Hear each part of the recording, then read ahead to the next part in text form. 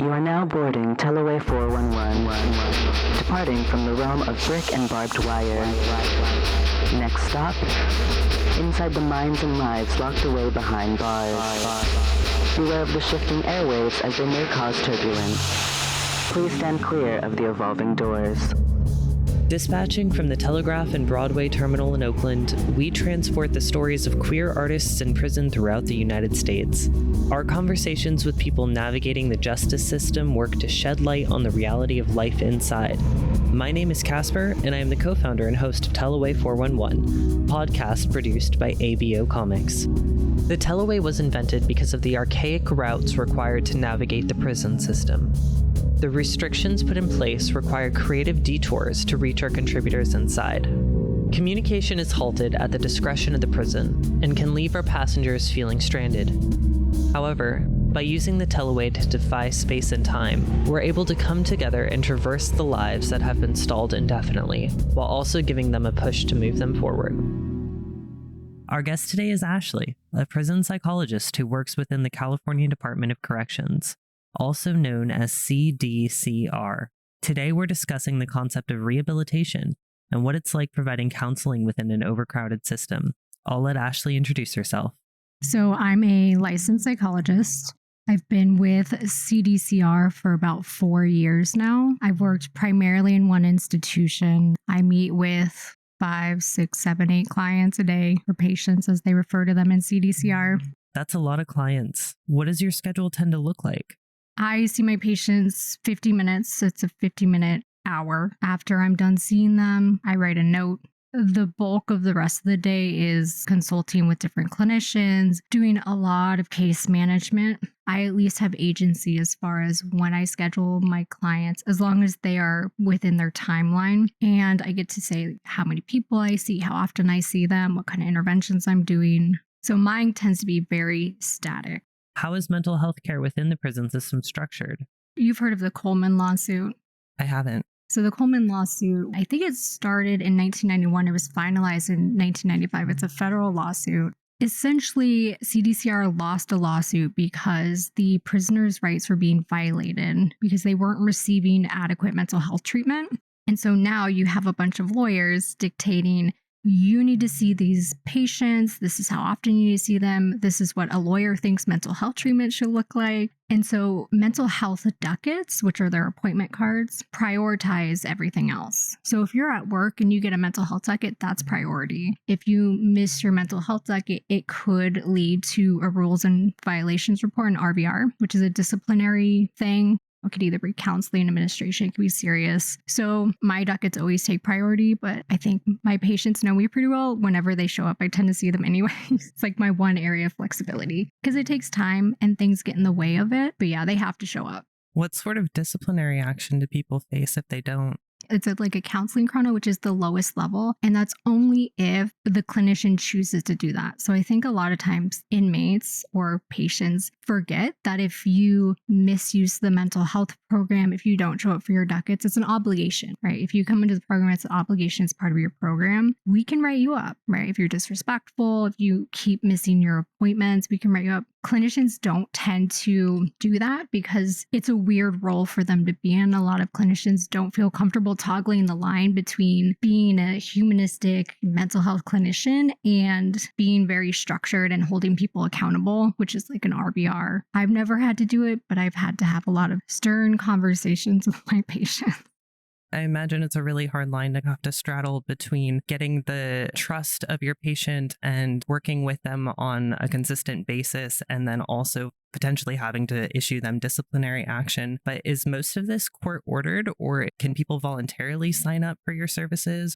The extent of the mental health program, what it's become is because of the lawsuit, inmates are not required to be in the mental health program. It is volitional with the caveat that we can actually, per our mental health program guidelines, and I've heard psychiatrists say this, we can force someone to stay in the program if we think we know what's best for them. So that's where involuntary medication comes in. That's where placing someone in a crisis unit comes in. So if they're a danger to themselves, someone else, they're gravely disabled, we can force treatment that way. If we think that they would decompensate if we discharge them from the mental health program, regardless of what they say, we can still keep them in. I've never played that card.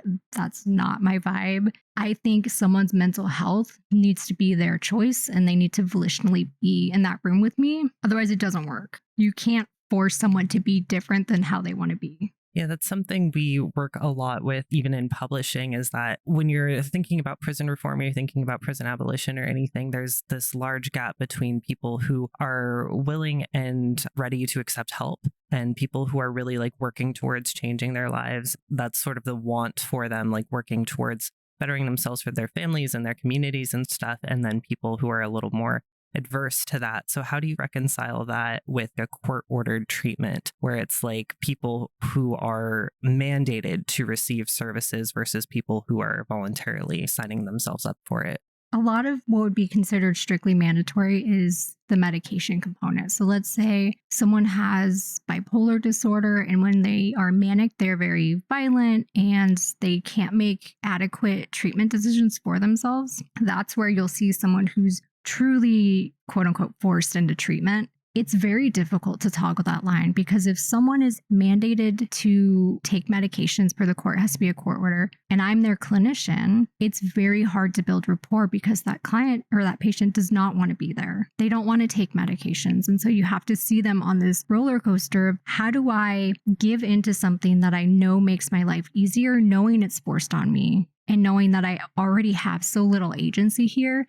And how do I trust you when you're part of the system? You're here for that big buck paycheck, right? That's something that they say often. You're only here because you're paid and you're part of the problem because you're here. And it really just takes patience. And I acknowledge that to them. Like, yes, I do get paid for this job. I am here partially for the money because I also have to pay my bills. I tend to be very truthful with my patients. If they ask me a question, I'm going to be truthful. I'm not going to sugarcoat things. And I think once they've picked up that even if the circumstances suck, I'm being honest with them, they can start to feel like they can trust me as much as possible. But still, that loss of control over your own being never really goes away. How long have you been doing this for, and what kind of got you interested in working within the prison system? So I've been licensed, 5 years now? I've been practicing with clients for about 8 years. I knew I wanted to be a psychologist since I was a child. I was like one of those weird little kids who was watching, CSI and movies with psychologists. And I just knew that's what I wanted to do. And I never questioned. I just went all the way. I think based off my life experiences and the people that I was raised around and raised with, I just realized that I had the ability to sit with people who don't make the best choices in their lives. And I was able to really not have a reaction to that, to not judge them, to not hold biases, to be able to filter through that. And I know based on my experiences now, when I tell people who I work with, the stigma is still very strong, right? They have a lot of prejudice questions of how do you work with someone who murders children or rapes children? A choice is not a person. And my ability to see that is what made sense for me to start working with people in this population, not necessarily a prison, pre-trial, post-conviction, on probation, on parole, just work with people who have struggled in this way. Makes sense for me. So I've just not fallen into it, but intentionally gotten into it. I really empathize with that a lot too, because we publish people who have been convicted of all sorts of different things. And that seems to be the question that people ask the most is like, well, what are they convicted of? What is the crime that they committed instead of what is their story as a human being? So that's how people are reduced simply to like this one moment in their life that probably for all intents and purposes was probably the most horrible moment of their life. And then that's all that person is seen as going forward. But as far as working with CDCR, how did you get involved in that job? What was the application process and stuff like that for you? The application process was miserable, just as it is with any state job. It's mostly waiting. I was working with clients in the community who were on parole and probation. And I knew when I was in graduate school, I wanted to work in CDCR because I had heard from my clients over and over again. When I was in prison, I wish I had someone to talk to. I wish there was actual mental health treatment. I was like, great, I can do that. Let's go in there and do that. So I started applying probably a year before I heard anything. And then out of the blue, I get an email. Hey, do you want to interview for this position? Here's when you can interview. And it's like the next week. So you go to the interview, you walk into the prison, and you're like, oh, I've never been in a prison in this capacity before. You sit in this little room and you're being interviewed by these people. They're not giving you any feedback to work with. And so it feels like you're just putting these answers into nothingness. You can't read the room. And then you leave, and randomly 2 months later, you get another email. Hey, here's the job. We think you'd be great. And then another couple months go by, and then you start. And then you do all the trainings and things like that. Trainings, quote unquote. It's not necessarily an arduous process, but you don't really know what's happening. And that's a very good analogy for what it's like working in CDCR. A lot of the times you're just told, here's this thing, and you have no idea why it's there or why you have to do it, but you just have to. That sounds eerily like what I've heard the parole process is like for folks who are coming up on their parole date. And I'm wondering, do you feel like staff and people who work within the prison system are treated similarly to how folks who are incarcerated in the prison system are? Is that just like a switch people have to turn on in their brains to be able to interact in that environment? They just treat everybody as robots? Myself and other clinicians on my team often have parallel processes with the inmates. There is this sense when you are at work, you are there, you live there, you can't leave the institutional grounds during your shift. You have to do certain things within certain time frames. There's a lot of nonsensical rules that are imposed on you. So it often is this weird parallel process. Right? Here's this steadfast rule. You have to abide by it. If you don't abide by it, we're giving you an LOI, which is essentially like a warning, right? If you don't get your shit together, then disciplinary things are going to happen. Then you're going to get fired. You're never coming back. There's this concept of the golden cuffs. So people who are in CDCR for a very long time, they're known as wearing the golden cuffs, where they're stuck because of the pension or the benefits of retiring. But I genuinely think that being there long term, you do feel institutionalized. You feel like you're stuck there, even if every day you get to leave. And I'm not saying it's in any way similar to what the inmates feel, but there is a piece of that I think staff hang on to if they don't have a separate life outside of work. That makes a lot of sense to me because I've done a couple prison visits with my friends, and it's always a very weird feeling going into the prison. I visited my friend in Texas 2 years ago. My visit was only maybe like 4 hours long, but it was very weird because I couldn't see any clocks on the walls. I had no like semblance of the time passing, and it was very scary because we were being watched the entire time, and I felt very much treated like as if I was a person who was incarcerated there. The guards were very standoffish. We had to request permission to go to the bathroom. If I had to stand up and stretch, I was getting really weird looks from the guard. And I knew that I would be able to walk out of there at the end of the day, but it was a horrible feeling knowing I was going to leave my friend behind. Do you have a good working relationship with the other staff, maybe guards and stuff? Do you have to interact with other folks who work there, or do you just walk in, clock your time, do your job, and then you leave at the end of the day? I've been on either end of the spectrum. Right now, I'm definitely on the I get in and I get out as soon as possible, and I keep all of my stuff to myself. I used to toe the other line, and I was friendly with officers, friendly with inmates who weren't even in the program. I still try to be as friendly as possible, but more so friendly. And I had a good relationship with a lot of the officers. But I think what happens is because you never know what's in another person's mind, and you never know who's watching. That feeling that you're talking about is very accurate. You are always being watched, and there's always an air of suspicion. Some things happened, and I realized it's not safe to do that, right? Because regardless of what your intentions are, regardless of who you are as a person and what fits for your personality, there are too many people around to interpret your behaviors in a way that they see fit for whatever agenda they have. It sounds a little paranoid, but it's hard not to have a little bit of paranoia when you've really been exposed to the spectrum of behaviors that comes with working in CDCR. If there's anything that I've learned from working with folks in prison for the last decade is that prisons seem to really foster this atmosphere of paranoia and deception. You're encouraged to keep the truth to yourself in order to not snitch on other people. It seems like everything that prison is what they're trying to teach people not to do outside of prison walls, which doesn't make a whole lot of sense if you're focused on rehabilitation over punishment. What's the term I'm looking for? Hypocrisy. So I am exposed to, and I hear stories from my patients of officers and staff acting in ways that they condemn the inmates for. So whether it be sexual harassment toward staff on inmate, physical abuse, verbal abuse, emotional abuse. I've bore witness to many of those things. I see how some staff act, and I don't know how you can hold another human being accountable for behaving a certain way if you can't model that. It's very frustrating.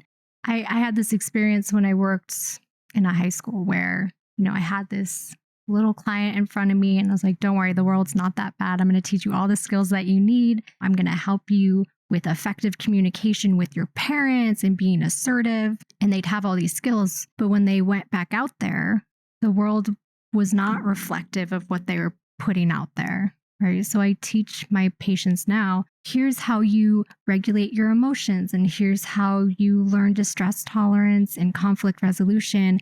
And then they go out and they confront a staff member who doesn't use those skills and invalidates their entire experience, because regardless of what they're doing, that person's telling them that doesn't work here. So how do you expect them to go from that to out in the community and feel comfortable and safe using proper skills like that when their expectations are now, oh, well, that doesn't work. I need to find a different way. So do you get to do any sort of training with the staff there to try and help them find the proper ways to actually interact? Part of the Coleman lawsuit is this thing called partnership training. So it's how custody and mental health become partners. They don't co-parent, they parent together. They're on the same team. In my experience, it falls to deaf ears on custody side. I've seen it when I walked into a housing unit and I'm like, hey, I'm a doctor. I'm here to see my patient. Where are they? And they roll their eyes, or they refuse to escort me up the tier to see my patient, or they don't know where my patient is, which is problematic. The perfect example is we have to check in about certain client populations in certain housing units. And I went in there, I had this form, and I was like, hey, Sergeant, you need to sign this form, right? We need to talk about any client issues or patient issues that are happening. And he just refused to sign the form and said he's not part of the mental health program. And this form says mental health sergeant. And I just looked at him, and my response is, because I'm not always stoic and professional, was, well, if you don't sign the form, I don't really care. It's up to you. You're the one who's going to suffer the consequences. Not saying every officer is like that. Some of them are really great. Some of them understand when a inmate is in their housing unit and they're not showering, they're talking to themselves, you should refer to mental health. That might be a mental health issue. And some of them just leave them there. It's a mixed bag, but there is a training. I feel like there needs to be so much more training. There needs to be actual protocol that's followed. I get really frustrated when I'm dealing with just anything that happens in the prison system, because we try to help people navigate the bureaucracy, try to help people file medical grievances or just any sort of grievances with the ombudsman or anything in general. And every time I call a prison, it seems like I get bumped up the chain of command, but I never actually get to talk to a person I really need to talk to. My information gets written down and they're like, oh, we'll call you back when we have an answer. They never call me back. And then so it's just chasing my own tail for weeks on end, sending out mass amounts of emails, trying to get as many people on the phone as humanly possible. And then the issue just gets resolved in the sense of, oh, we investigated the issue. We found no wrongdoing. We found no evidence of what you're claiming. And now we consider the matter closed. And then they just don't respond to me any further. So I imagine that's pretty frustrating when you're trying to help people out on the psychology, mental health sort of aspect, just getting the runaround from folks who don't really want to do their job. Yeah, it sounds like you in that moment were having a parallel process with the inmates also. I don't even understand the grievance procedure. There are so many different levels. When an inmate is like, hey, this thing should not be happening, they file a 602. That 602 goes somewhere. They don't know where it's going. They don't even know if it got there, right? Because sometimes officers intervene, right? Let's say the 602 is about them, and then that usually gets kicked back. Most of my patients' expectation is that their initial 602 will get denied. So they have to file another one and then appeal and then go up and up the chain. And now it's in this no man's land of, I don't know what's happening. Maybe it'll get resolved, maybe not. Most of the time I ask my patient, like, what makes you keep trying? You've gotten nothing but pushed down every single time. And they usually just say blind faith or just hope keeps them going. That's if enough people file the same grievance that something will happen. I run into that a lot too, where it seems like you're just kind of banging your head against the wall. And a lot of times it takes a lot of push on everybody's part. The person filing it needs to file it multiple times. And then you need as much outside help as humanly possible to even get the prison to take a look at it. So a lot of times, like, I'll send an email and then my assistant Ollie will send an email, and then we'll just do a social media blast and be like, everybody in the world who sees this, please just take the time to send an email to this prison so they'll actually take a look at it. Maybe on the off chance that they don't just throw it in the trash, somebody will take a look at the issue and see if they can get it resolved. But it's extremely frustrating. Do you feel like in CDCR there is a focus on getting folks prepared to re-enter, to be prepared to be back in their communities and find jobs and reintegrate with their families and their communities? Or do you feel like it's mostly just punishment based? Not every institution is known as a quote unquote programming institution. Some have many more programs based off kind of community support. So some institutions have a lot of volunteer programs. The issue is that people who want to get out work their points down to go to an institution with programming, but there's never enough. It's kind of like a funnel, right? You have all these people clogging the system and maybe a couple get through. Something that's frustrating is that sometimes people who aren't good at advocating for themselves, who aren't good at being the squeaky wheel, who don't like to push things, but would really benefit from those programs, don't get in. A lot of them are run by other inmates, and sometimes those inmates have preferential treatment and let in their friends who maybe just want to get milestone credits to knock time off, but aren't really invested. The programs are there, and if people really want to work the programs, they can change the things that led them to committing their crimes or learn the things to not recidivate when they get out. It's so rare when A plus B equals C in that equation because there's so many confounding factors that intervene. So I think that's the frustrating part for me is, well, hey, why don't you go to that job skills training group? And then my patient will say to me, great, I'm 300 on the waiting list. I will be out of prison by the time I get into that program. Or I have patients who just stop going because whatever cohort they're in at that time isn't taking it seriously. And so they feel like they're not valued. And then the volunteers get burned out, so they're not helpful. It's like anything.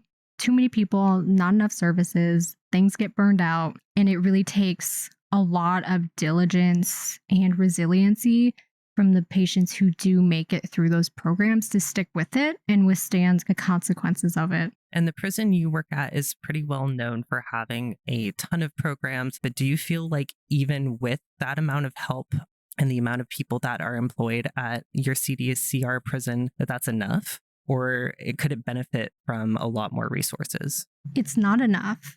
And it's not enough because it's overpopulated with inmates. If you cut down the amount of people that you incarcerated or the length of time that they're incarcerated, or you had programs that would help people live a productive life so that they didn't have to offend, it would all work. But the problem is, in an institution, regardless of how many resources there are, if you are overpopulated, you can't help everyone. And so there is no R. You're just housing people. Are there a bunch of people at prison you work that you think could be anywhere else? Like they don't need to be in prison. They might benefit from just having outside counseling. There's not a direct correlation between mental health functioning and criminality. It may increase the risk of someone engaging in criminal behavior. Let's say, again, using the example of bipolar, if you're very manic, you may not intentionally punch someone in the face, but let's say they trigger you, you get really agitated, you're already very manic, you might hit them, right?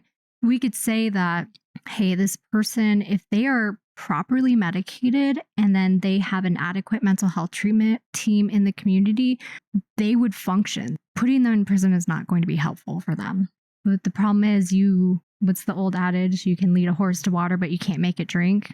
A lot of people, even when they've been offered mental health services in the community, don't choose to do it, either because they're homeless and being sedated by medications makes them more vulnerable, or they get out and they, quote unquote, go back to living the old lifestyle and there's no space for medication. There's stigma in their community about medications or mental health treatment. It makes them more vulnerable. There's so many different factors that, yes, I think for a lot of my patients, especially the lifers, let's just get you housing, Let's get you employment resources. Let's get you a mental health treatment team. That will serve you so much better than staying in this box, laying on your cot, wishing you were anywhere else and being severely depressed. That's not helpful for anyone. Could be a quote unquote productive member of society if A, you were let out, but B, if we had those services set up for you.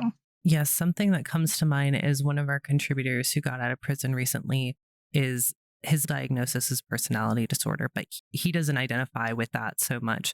Do you think in your experience, there's anything we can do for folks who are struggling with really intense mental illness that'd be better than mandatory counseling through the prison system, or just like the hard and fast rules of, oh, you violated your parole and that is the rule, so you have to go back to prison now? I think that's one of the hardest things, is that I don't have an answer. That's such a niche in how things typically work, right? Where you have this person, A, has a diagnosis that they don't buy into. That's not a path to success. You're putting this label on me. I don't agree with this. So even if, and I'm not speaking for this person, in my experience, I put a label on a patient and they're like, I'm not bipolar. I'll take the medications, but I'm not bipolar. I'm just using that example because most people know, and it has extremes, right? It's hard to be responsive to treatment if you don't buy into what you're being treated for. And I think a lot of times what happens in the system is that the system gets burned out of people who are in and out, in and out, in and out. And there's not a good way of catching them, right? You could easily say, let's create a mental health institution specifically for people who have criminal histories, who shouldn't go to prison, but can't be out in the community. But even then, you're still forcing treatment on someone for a thing that they don't think they have. So that's still going to lead to suffering. Either way, it's a struggle. I don't know I wish I knew what the solution was. I probably wouldn't work in CDCR. I would have my own business and be able to help those people. But I don't have a good answer to your question. It's unfortunate that a lot of the times my patients, the first time that they actually received good treatment was when they came to prison, because it was forced on them. It kind of pushed through that defense that most people have of, I don't have a problem, but bad things keep happening. So they're sitting in front of me and they're like, maybe I have a problem, but I don't know what it is. And then that little space that is opened, they can now really benefit from it. And I don't like that. I don't like that most of the time I catch people when they've already suffered so many consequences from their behaviors, but I also don't know what the solution is. Yeah, I think that's something we struggle with a lot too, where a lot of times people ask, you're sort of advocating so much for prison reform, you're advocating in some cases for prison abolition, like what is the solution on the other end? Like what do you think would be a better system? And it's really difficult to try and find what those solutions are because they're all theoretical. It's not things that we have tried in practice really. And like you said, there's such an emphasis on warehousing so many people, and then they don't have access to the help that they need because there are so many people who really would probably benefit, and it's too many people, not enough resources.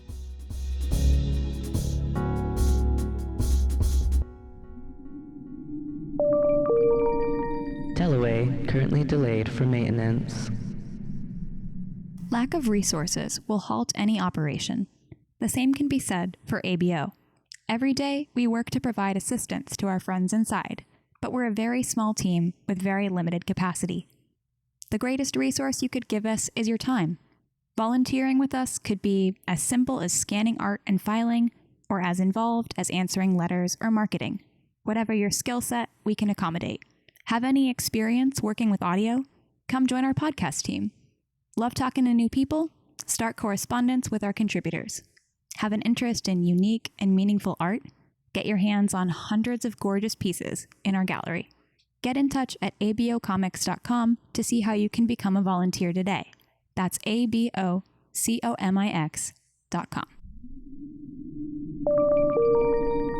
Please keep clear of the tracks.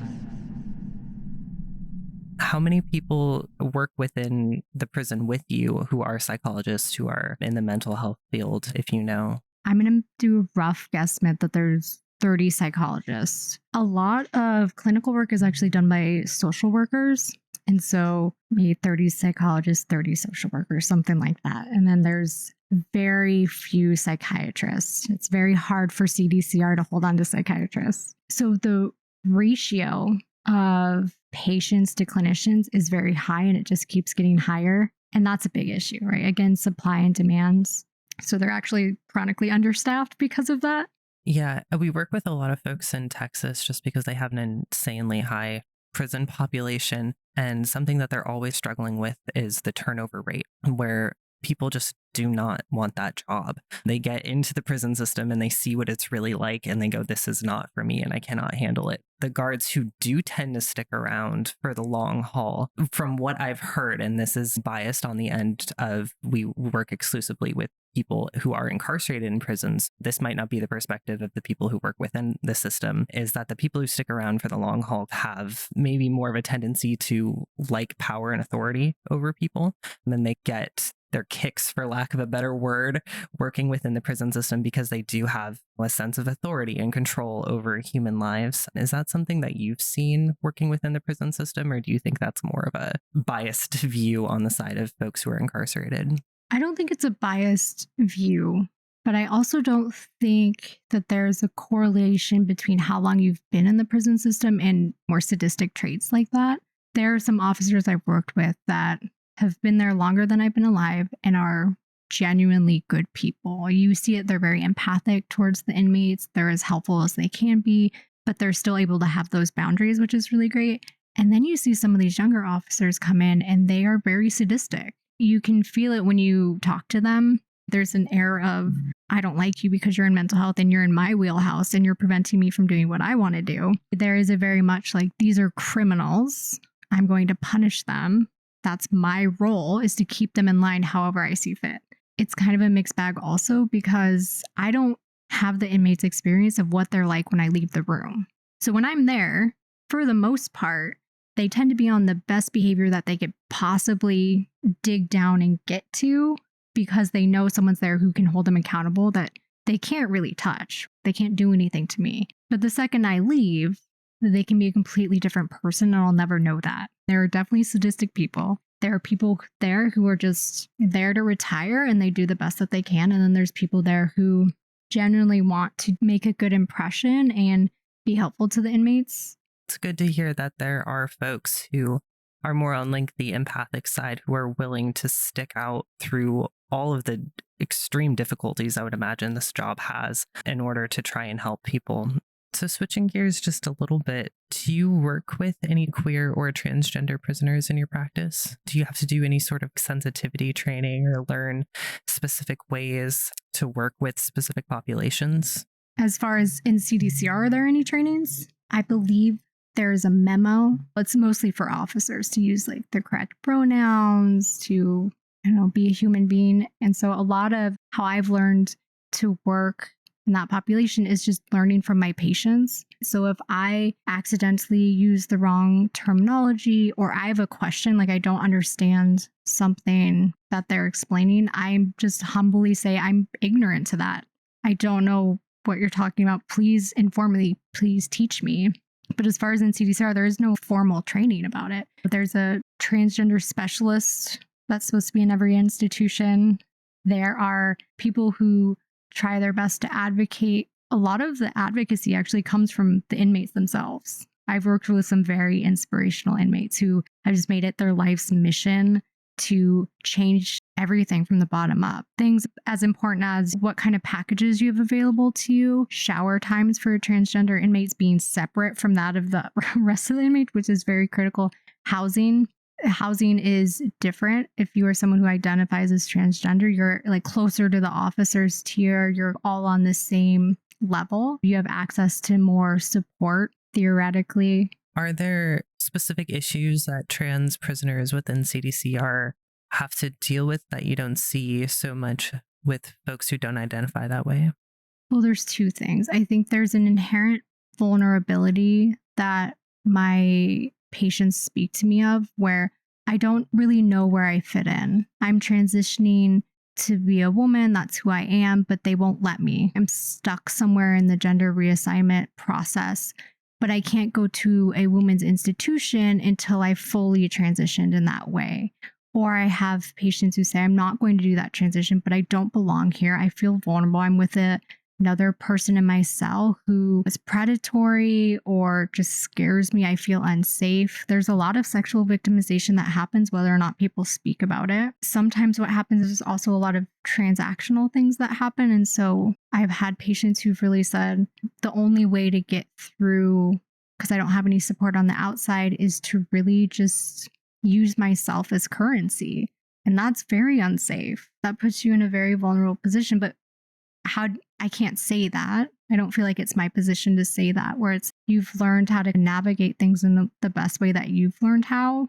Yeah, there's this big controversy right now over where should transgender prisoners be housed within the prison system. Should they be put in the facilities that align with what's on their birth certificate, or should they be able to choose the prison that aligns with the gender that they identify as?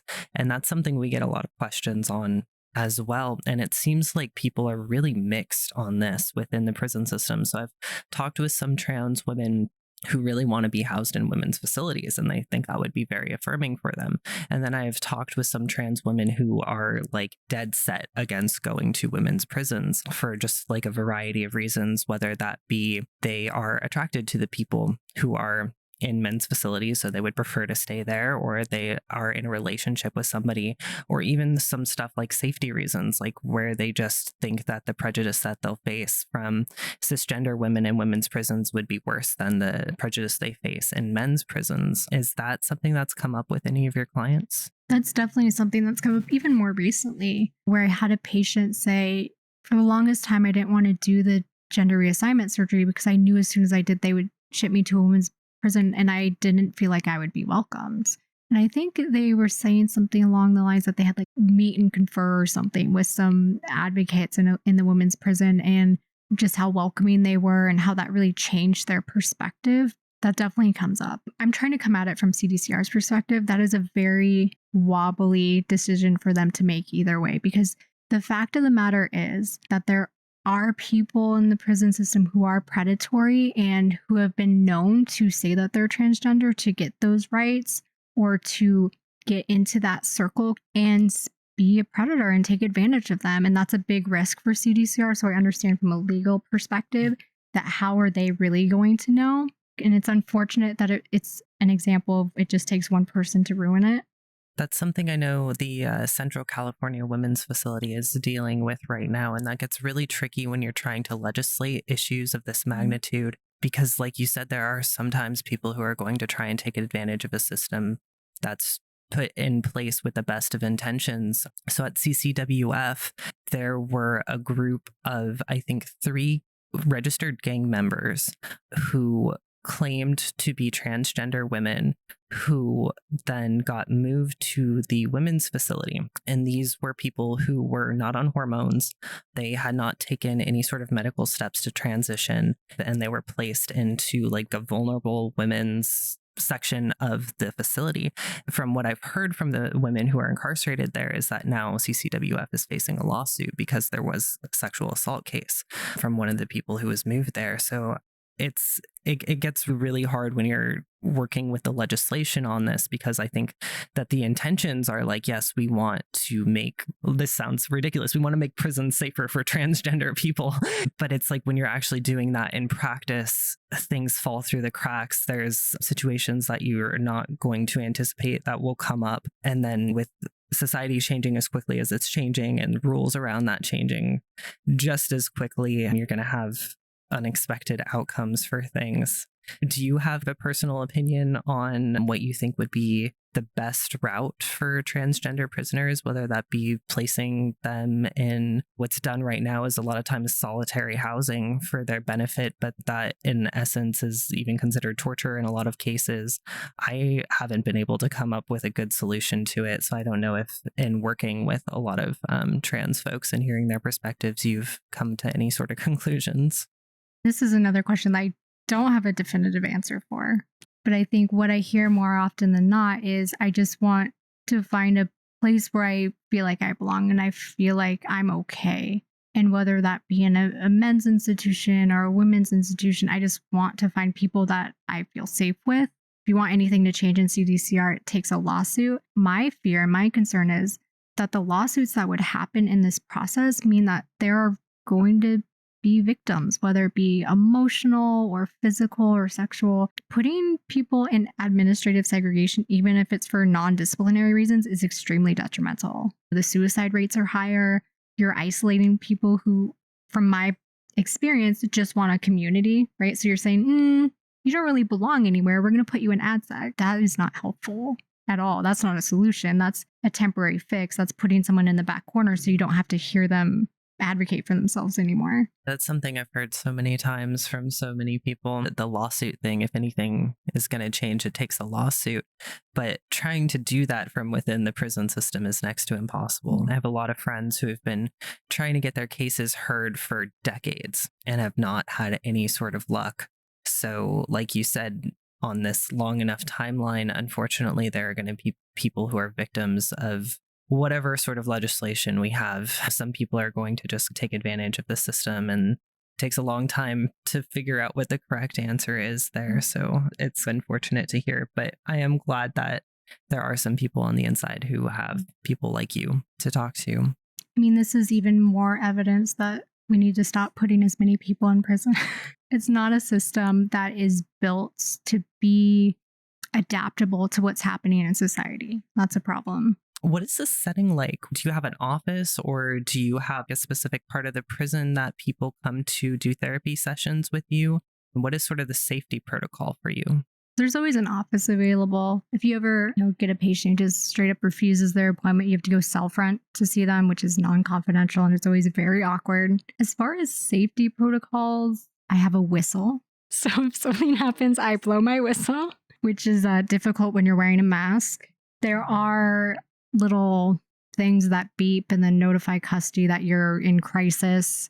I've never had to test that. Usually if I feel like something is off in the room, I just end the session. Like I don't risk things in that way. And I also don't want to make my patients uncomfortable or feel like I'm scared of them by holding that fear instead of just acting on it. I really haven't had any issues other than people who tend to get too close when they're meeting with me, which is just a personal space thing. No, I've had that happen to me a couple times. Do you learn any sort of de-escalation tactics? Does the prison teach any sorts of things like that? Or did you learn any of those in your psychology background? The de-escalation stuff came from my psychological training. That being said, we have a lot of trainings in CDCR. Incessant. I'm getting an email every day about some random training and a new memo. I'm fairly sure that on the custody side, we've had those trainings, but they've been formal or vague enough where I'm not retaining it. Again, I've never had to really use my de-escalation skills a lot. I guess it comes naturally. As a psychologist, we tend to not escalate people. So it's more of a psychological thing than a custody trained technique. I think it takes a certain type of personality type to want to be a psychologist. But I'm wondering if you feel like the psychologists that you know who work within the prison system are similar to you in your temperament and your personality type. So at the end of the day, people get into psychology for different reasons. So I will not say everyone is like me on my team. There are a handful of people that have a pretty similar disposition to me who have a similar perspective, but there are a lot of people who have the opposite. Right? We definitely have psychologists who should not be working in a prison, who view them wholly as criminals or inmates, who think that mental health isn't real, which is weird. It's a weird perspective to have. Their experience is that people come into the mental health program to manipulate us and avoid custody or have someone to talk to, which does happen. There's a lot of lonely people in prison, understandably so, but they become jaded. Some of the clinicians become jaded. They're not taking care of themselves. They already have a weird perspective of clients or patients in the first place. In my experience, psychologists are just people, and make of that what you will. Something we've seen is, since we are focused on a very specific subgroup of people working with LGBT prisoners, a lot of time other folks who are outside of that community or don't identify that way, who have nobody else to reach out to, will say that they are part of the community or whatever because they just are so lonely, like they don't have family or friend support. It gets really difficult to figure out how to properly set boundaries and not turn away people who are requesting help from you, but also not overextend yourself, because like in your work as well, there's only 30 somewhat psychologists who are working with thousands of people in prison. Your time and your resources are very limited, but there are so many people who really could benefit from even just having a conversation with another human being who sees them as another human being. And that's something that we always really struggle with working within the prison system. That is one of the most challenging parts of my job, is that, again, coming from a non-institutional setting, I am used to working with people who want to do work, even if they don't know. They just come in, they're like, I don't know, something's off. I need help with that. And you see them and you treat them and you help them. And I've had to have a conversation with a lot of people where they come in, they're like, I need help gaining insight into my offense. I would love to do that work. I do not have the capacity to do that. Right. And I have to tell them, listen, per our guidelines, I can't diagnose you with a major mental health disorder. You don't have one. You don't suffer any functional impairments because of mental health related symptoms. I can't place you in the system. I can't continue to meet with you. And I think I've had to toe the line of what I have available and my helping self, which is I always want to give more. And so what I'll do with those people is, I'll say, I'll meet with you 3 or 4 times more just to give you support, but I can't put you in the program. And it's really difficult. In the helping profession, how do you tell someone you don't deserve help? Because that's what they're hearing. Oh, what I'm going through isn't valid. That's always my fear with them. Where it's not that it's not valid and I would love to help you, but if I give you this help, then someone else doesn't get it who may have worse symptoms or may be struggling a little bit more. And I hate that. I do. Yeah, something that comes to mind for me is this sort of societal switch we've made in the last, I'd say, couple hundred years, where our societies went from very close-knit communities where everybody knows everybody because you're in a small community and you have people that you can rely on for friendships and neighbors and community assistance. That's not like a highly specialized thing. Part of our mental health is just having good relationships with other people. So having people you can have a conversation with and laugh with and sometimes cry with. And I feel like we've lost so much of that in our societies where most of us don't know our neighbors. There's not people that we feel comfortable reaching out to in a crisis. And so people have nowhere to turn when there is something that's really bad going on in their life. And I feel like prisons also don't foster that sort of atmosphere of community. I don't know if this is so much the case in California, but in a lot of places, prisons are racially segregated.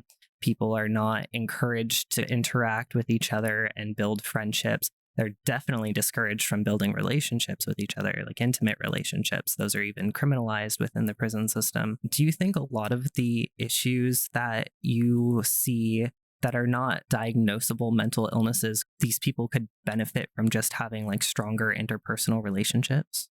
Absolutely. This happens so often where I hear people and they come in and they're just like, I have all these things to say and I can't trust anyone. They're going to use this information against me and I just want someone to talk to. And I hear this over and over again. And I'm just like, this is so weird, right? It's so weird.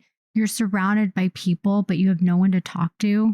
You can't say that to them, right? You can't say, well, I know there's other people who feel just like you. If only we can start a group and then everyone's in that group. But that paranoia is always there. I do believe that if you felt like you were part of a community, you wouldn't engage in crimes against a community, right? If you felt like you belonged, you had your needs taken care of, you wouldn't violate quote unquote social norms. You wouldn't feel isolated and alone. You would feel like you had a safe place to build yourself up from. And that doesn't really exist in a prison. I have some client or patients who are really great at building, nurturing relationships with other inmates. And they either serve as a guide for the younger people or they glob onto the lifers and they gain wisdom through them. I think a lot of like YOP offenders, so youth offenders who come in, they're very young. Either they're still young or they grow up very fast and they do build those relationships. And those people are always much better adjusted.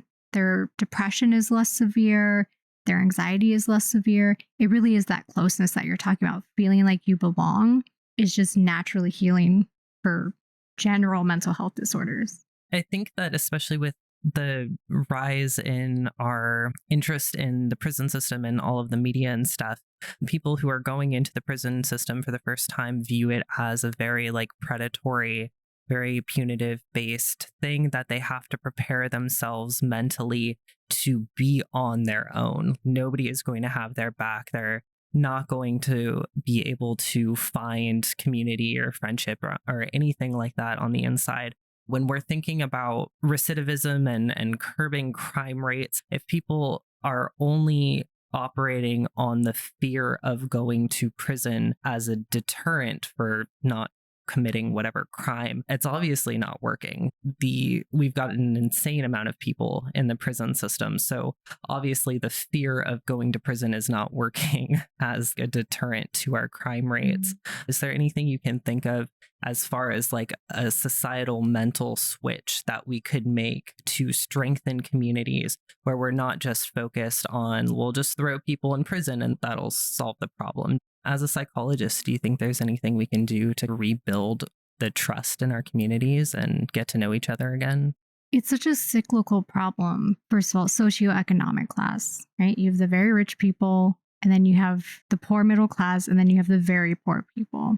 There's no resources or limited to none resources for people of lower income. Then you have people with a bunch of money saying, you don't get my money. I worked really hard for that. But if they paid more taxes, there'd be more resources for lower income people. And if they had those resources, they'd be less likely to commit offenses.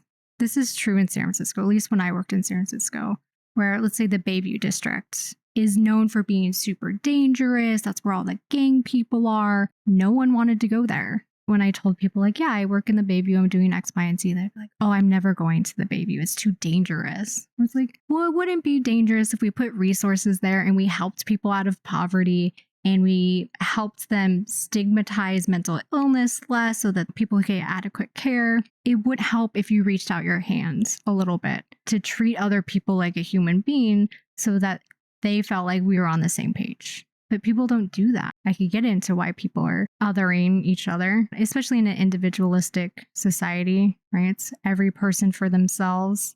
And in America, the richer you are, the happier you are, the better that you are. And it's just, to put it simply, people were less selfish. No, I think there is this emphasis on almost immediate gratification where, like you said, if we took the time now to sacrifice a little bit for our communities and really reach out, like it's not going to be easy to go into communities that are really suffering. And it's not going to be easy or safe to do this in the short term. And a lot of people are going to have to sacrifice a lot right now to make things better in the future. And I think that's something that I see is so few people are really willing to sacrifice like short-term comfort to make sure that things are better in the long term. That's all it is, right? It's comfort. I've become comfortable the way things are.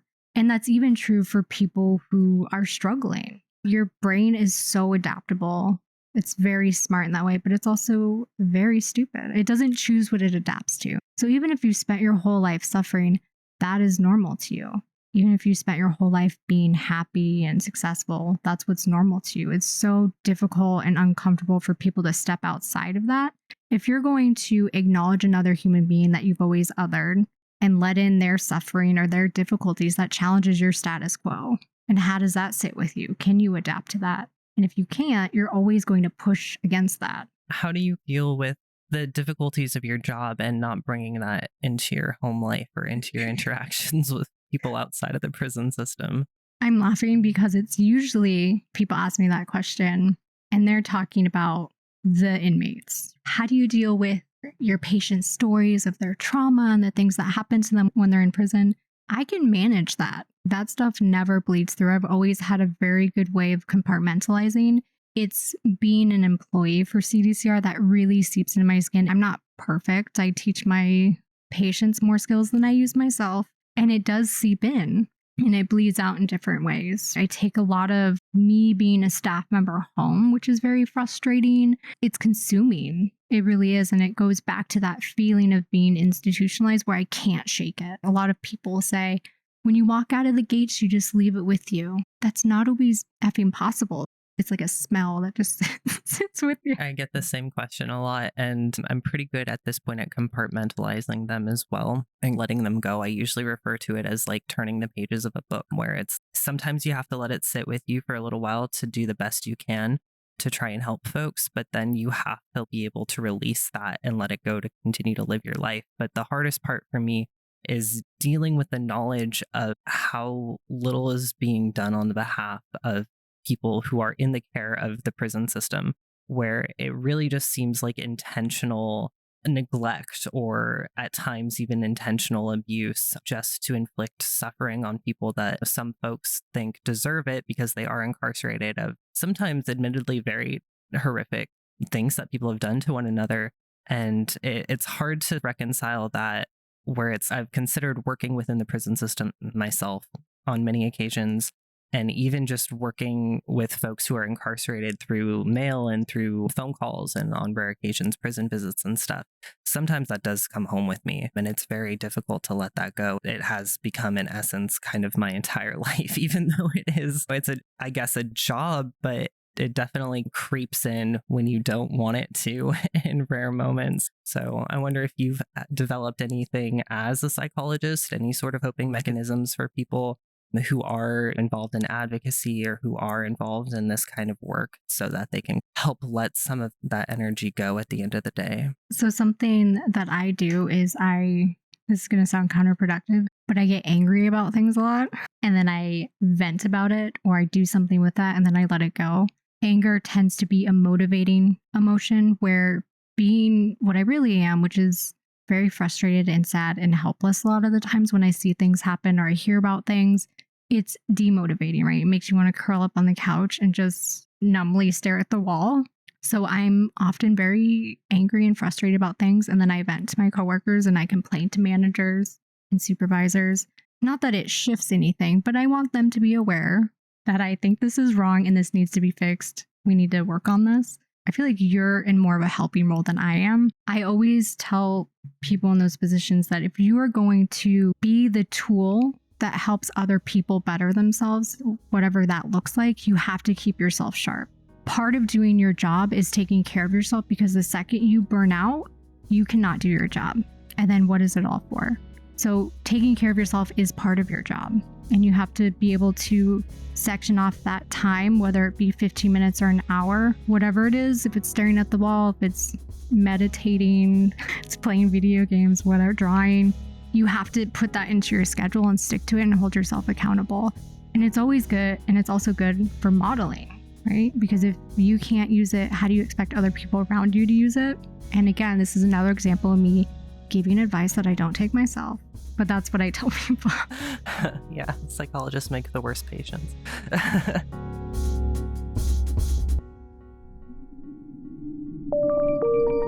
Tellaway now approaching station. Please prepare for arrival. The Ouija.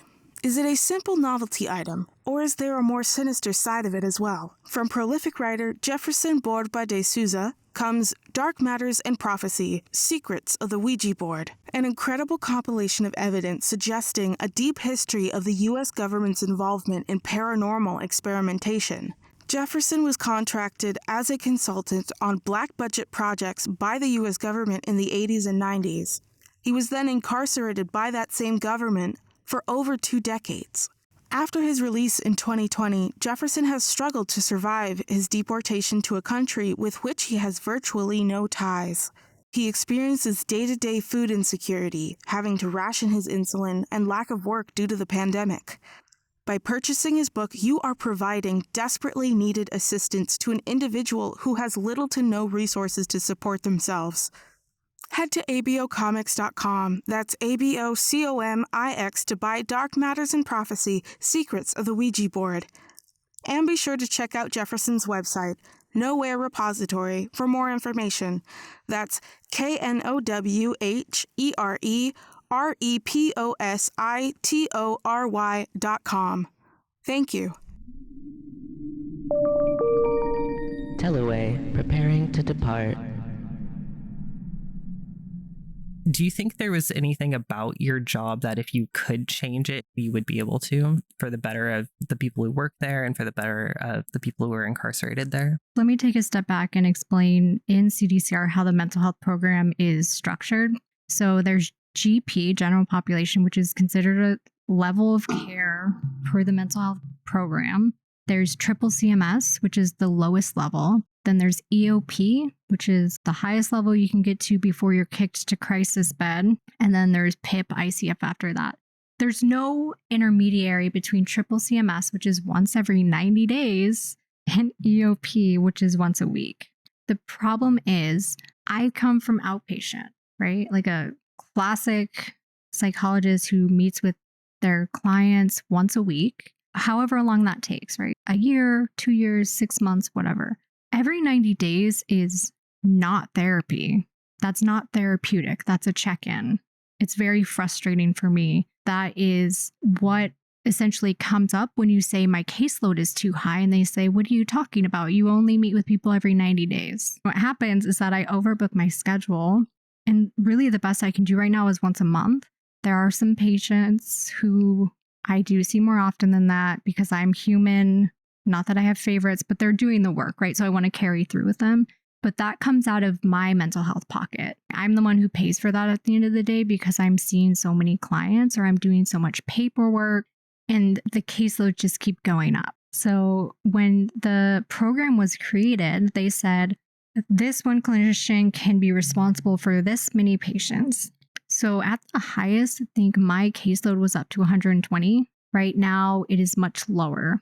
Still borderline unmanageable, but it's much lower. So I'm able to see people a little more often without going completely crazy. Whenever we get an influx, that fills up. And when you say, hey, that's too much, I can't do the work, they say, what are you talking about? Like I said before, you only meet with them once every 90 days. What are you doing? You have plenty of time. And my response is, if you want people to actually get therapy and get what they need and accomplish their treatment goals and feel like they have a continuity between sessions, you need to see them more often than that. Our caseloads are too high. If this patient isn't getting better and you keep asking me, why has this patient been in mental health treatment for 5 years?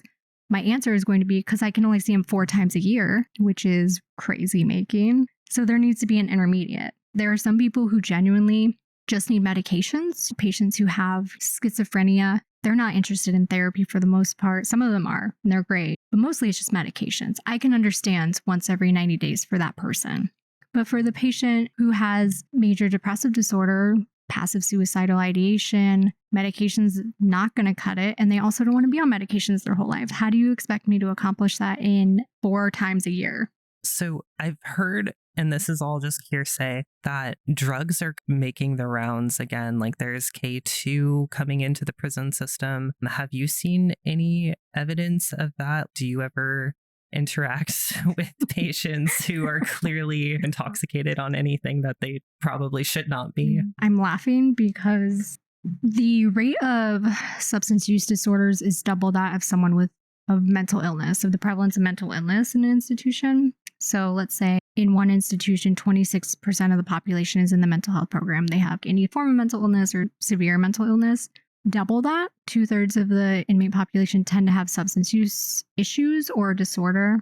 I have many a times had a patient in my office and I'm just like, hey, you seem very high. Are you high?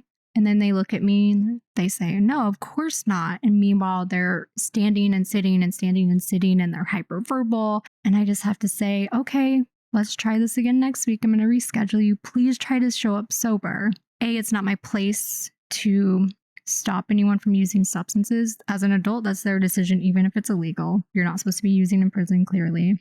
But B, because of confidentiality, I can't say anything. I can't go up to the officers and say, hey, this guy is using meth again. Please go get the drugs from his cell so I can actually do therapy. A lot of them have substance use issues. Drugs have always been an issue in the institution. I don't know of a time that it wasn't ever an issue. I know around 2 years ago, big fentanyl thing going everywhere. There were overdoses left and right. There were a couple of deaths because of it. Some of the institutions, you have people who have life without the possibility of parole. You have people who are on death row, people who have the possibility of parole but never get out.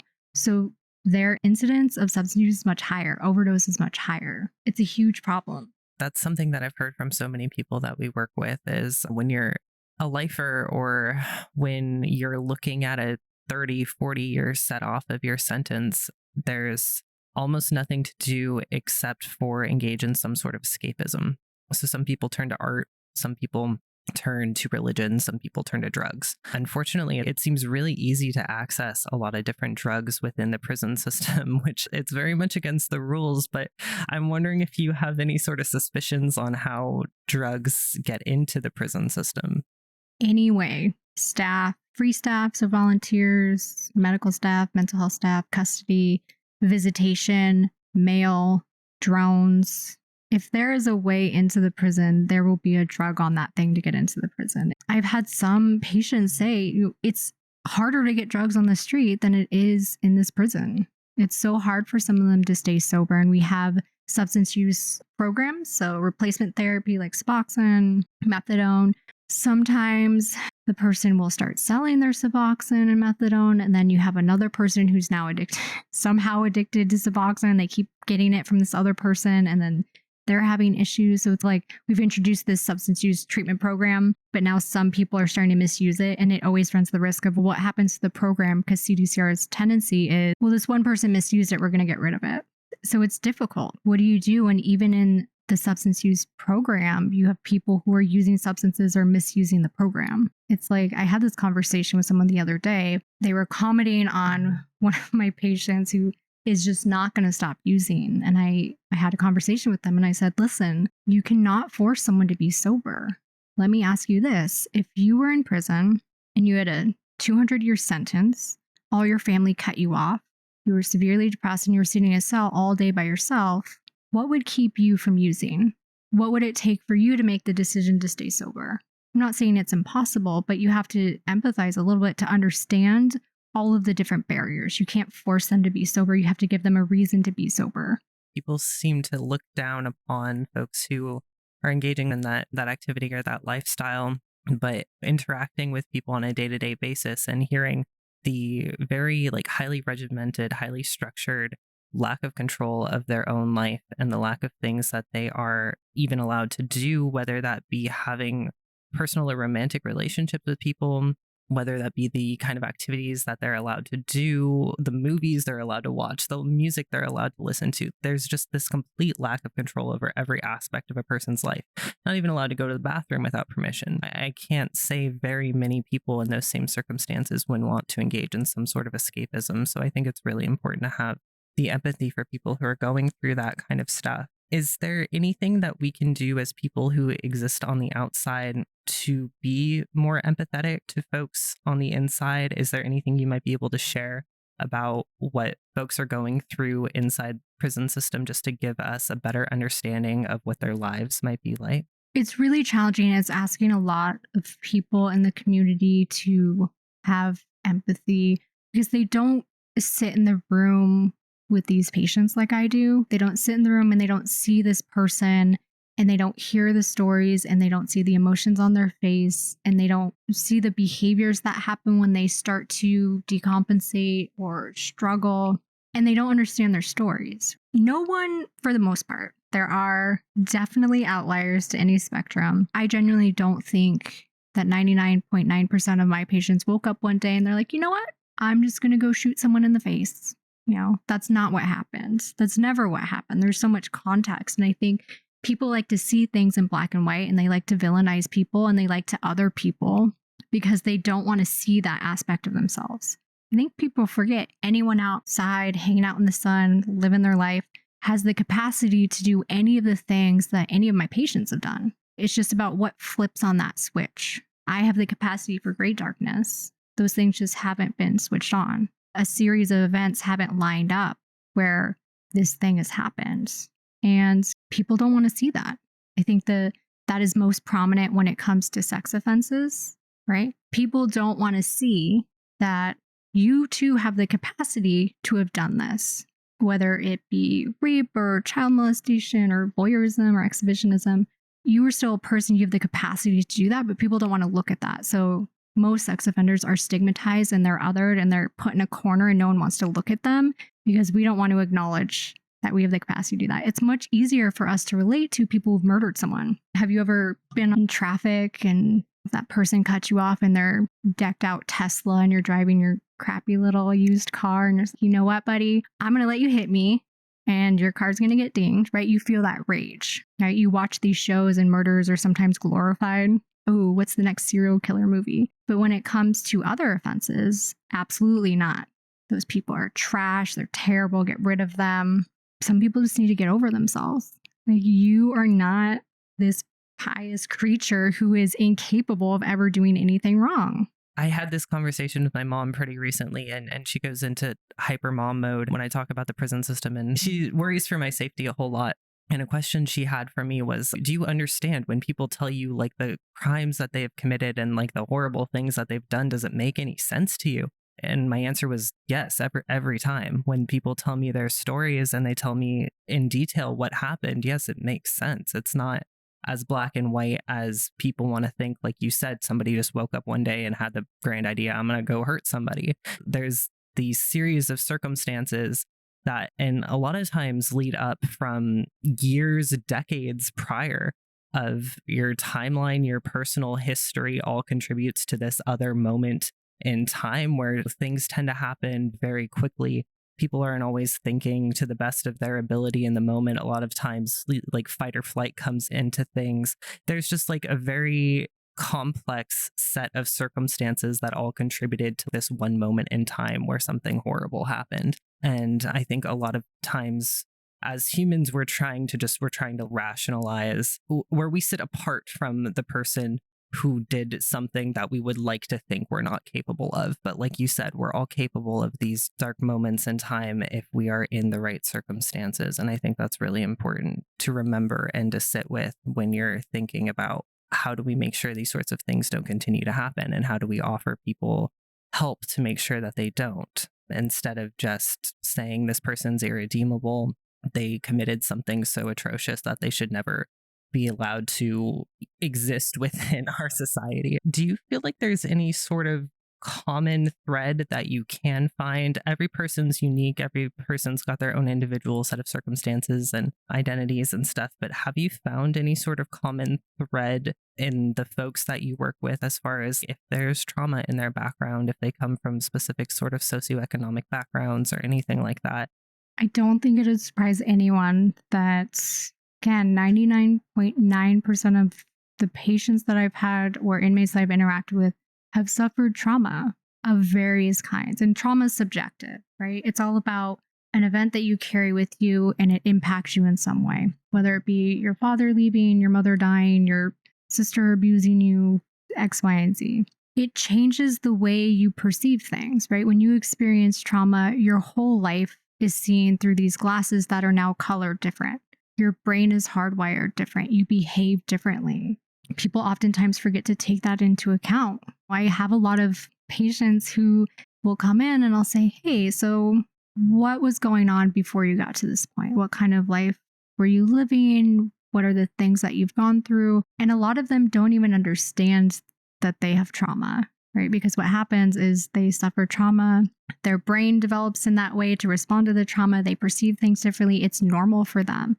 So they live their whole life really just acting out of their trauma. And it's only now where I'm like saying, hey, maybe when you walk into a room and you're instantly scanning and you're looking at everyone and you're reading their body language and you're responding to the pitch of their voice, maybe that's not you having anxiety issues.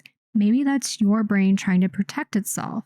Maybe you always feeling tense and reactive to people is because of your trauma. And maybe that may have contributed to your offense, right?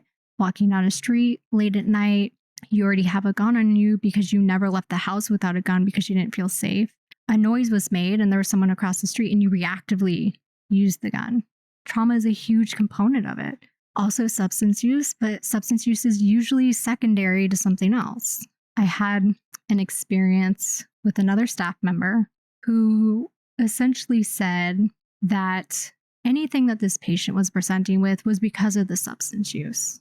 And they said, well, is it the chicken or the egg? And I said, maybe a toddler didn't start drinking, which made them depressed, which made them drink more.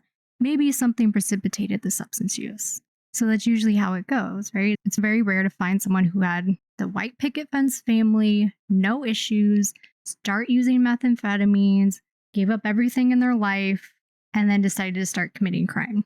That's usually not how it goes. Usually trauma first. I read this book pretty recently about a person who was convicted of multiple murders throughout his life, and his perspective, being a person who was severely abused from a very young age, was that there are certain people who, for lack of a better word, have just been so broken in their lives that there's just almost no hope for rehabilitation for them. And his perspective was there should be prisons, and there are people in the world who that is the only option, because if they're not kept from society, then they're going to just keep hurting more and more people. Despite one or two people really invested in him and trying very hard to work with him, he maintained that perspective to the end of his life and advocated for the death penalty on his behalf, because he was like, the only way I am going to not hurt people is if I am dead. I don't know what percentage of people in prison to attribute that sort of mentality to.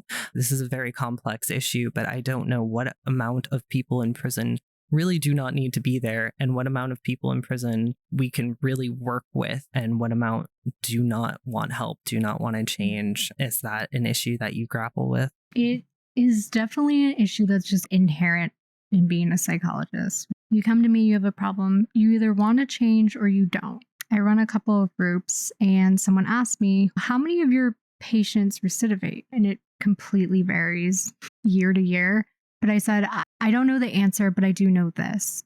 I know when I can feel when people aren't going to quote unquote recidivate because they've made the choice to be different. You can feel it in them. They've made a conviction to not live this lifestyle anymore.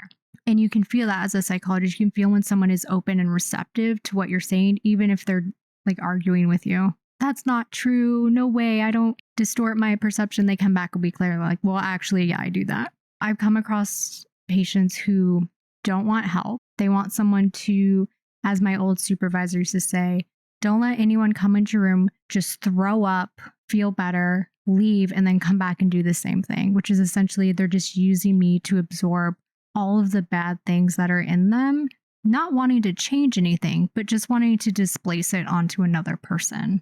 I've definitely had the thought of, you really belong here. There's nothing getting through to you. It's bouncing off of a wall. And there are people who I've had like that who 2 years down the line, something stuck and something cracked the facade. Yes, there may be people who indefinitely belong in prison, but I think more often than not, we say that about people who actually do have a chance. We just haven't given them the time or the resources. Yeah, and then it comes down to it's how many of our resources do we extend to a single human being, which is a horrible thing to have to consider, but it is a reality where we could put this person in really intense therapy and we could work with them for years, and then that person could heal and grow and learn. But when you're working with thousands of people and you only have a couple people willing to do this kind of job, it comes down to that cost benefit analysis. It's just a horrible way to treat human beings, but if we don't have anything better in this moment, we don't have better solutions. So I'm sure that kind of takes its toll. It's really challenging. I always have really high expectations of my patients because I come in, I'm like, all right, I know what's going on. Let's fix that. I see your potential. I want you to reach that potential. And I just ram myself into the wall over and over again, trying to get them there. But at a certain point, I have to sit down with them and have this conversation of, I'm the only one doing work in this room. So you either start doing the work or you need to get out. At some point, I have to hold them accountable for doing the work. And if I'm not doing that, I'm helping them stay the same. And yes, it's a difficult conversation to have, but at the same time, it is completely necessary for some people. We can't just keep dumping resources into you because that's what it is. Like, it's transactional. Being a human being is transactional, whatever that looks like. It has to be a give and take, right? If you don't want to help yourself, why should I want to help you? And when we have these people who it feels like we're wasting all of our resources on them, it's because they're not receptive. They're not putting in the work. They want you to fix them. But one of the things that really frustrates me is when someone gets angry at me and they're saying, why aren't you fixing me? That's the problem right there. You have to want to do this. That was something that was a hard lesson for me to learn after probably a decade of working with folks in prison. Was when I heard the line, this sunk in so hard for me, like, never do anything for anybody that they can do for themselves. That was such a hard lesson for me to learn, because I finally realized, like, I was in some senses infantilizing people, where they would come to me and they'd be like, I have this problem. Can you help me through it? And my instinct is always like, yes, of course, I'll do whatever I can to help. But then the same issue would come up and I would just be doing it again for them instead of teaching them, like, well, here's how you can do this on your own, sort of thing. And then that became extremely exhausting for me. So in some senses, it's like you have to help people start taking responsibility to be able to do this on your own while being a good support system and like being a cheerleader for them, but being like, you can do this. And I know you can do this. Let's work together to make sure that you can do this going into the future. I mean, what sounds more infantilizing as you're speaking, it really makes me think of my role as a psychologist. And a lot of the times it is being a parent. It is modeling quote unquote pro-social things. It's teaching them how to cope better, how to interpret things better. It's giving them empathy and support and a feeling of belonging and being seen by another person. Again, going back to the trauma thing, a lot of it is attachment related. Other people are scary. The world is dangerous. I'm vulnerable. It's about reparenting sometimes. It's good to be mindful that you can take on too much. What's that stupid metaphor, adage, or whatever of teaching a man to fish? Something like that. That's what it is. That's really difficult because a lot of people have not had good familial relationships. And a lot of times we will see folks who are telling us stories of growing up in households where both parents were absent, who have not learned good interpersonal skills, do not know how to form good bonding relationships with people, and like having to take it back to a kindergarten level and teach skills that we will hope people learn in their formative years that people have not learned as an adult. It's a very tricky issue. I think that also goes back to something else that we were talking about, having empathy for people incarcerated, or how do you bridge that gap? And part of it is really understanding that piece where this person legitimately did not learn that. They didn't learn to self-soothe. They didn't learn how to be comfortable with another person. They didn't learn how to have boundaries with other people. They didn't have food on the table, so they started stealing when they were young. And I think people take for granted that these normal things that quote unquote make us civilized, those are taught and they're modeled by other people. If you don't have that, you can't really expect that person to just automatically pick it up. Do you feel like in your sessions with people, you do have to take things back to the basics a lot, or explain things that we do take for granted a lot of times? Yes and no. Again, part of this comes down to motivation, wanting to be different. I have some great patients who are honestly probably better people than I am sometimes, who they see that something is off and they try to learn it. They glean on to people who emulate those behaviors that they want or that they've seen. But for a lot of people, I do have to really start at the basics, where it's like, hey, do you know that whenever you are sad, you become enraged and you start assaulting people verbally? Did you know where that comes from? Did you know that every time you get depressed, you start using methamphetamine? Let's talk about where that comes from and how you can do that differently. There are other options. And I think a lot of it stems from having people you can talk to and communicate with and be truthful with about your feelings and your emotions and the things that have happened in your past. And it seems like so often that's just non-existent. And it's amazing to me that in the world that we live in, more of us don't snap and go completely crazy.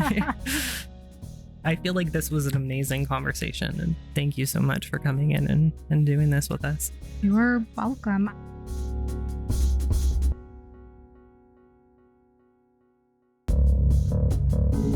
We're so happy to be able to speak with Ashley today. Sitting down and really diving into the work of someone who sees prisons through a different lens helped us understand why some of our friends experience the things that they do. Gaining insight on all aspects of the prison system lets us look at exactly what needs to change. Hopefully her words get you thinking about how there isn't such a big separation between people we deem reputable and those who we silence. Thank you to everyone who made this podcast possible. Shout out to the Bay Area's finest tattoo artist, and my wife, Brett Baumgart, for their eternal support and assistance with every endeavor we pursue. Special thanks to our Teleway conductors, Trig, LA, Ollie, Caroline, Nick, Emma, Aaron, and Joe, for their countless hours spent ensuring that we can provide a voice for those that have been silenced. Our Patreon supporters help keep the Teleway fueled and running smoothly. Thank you to Darius, B, Carla, Daphne, and Catherine. If you would like your name read in a future episode, become one of our subscribers at patreon.com/abocomics. To find out how you can contribute to our cause, visit abocomics.com. That's ABOCOMIX.com. Next stop, Sir Brian Spees in New Jersey. Thanks for riding Teleway 411. Please remain seated as the Teleway proceeds forward in T-3, 2, 1.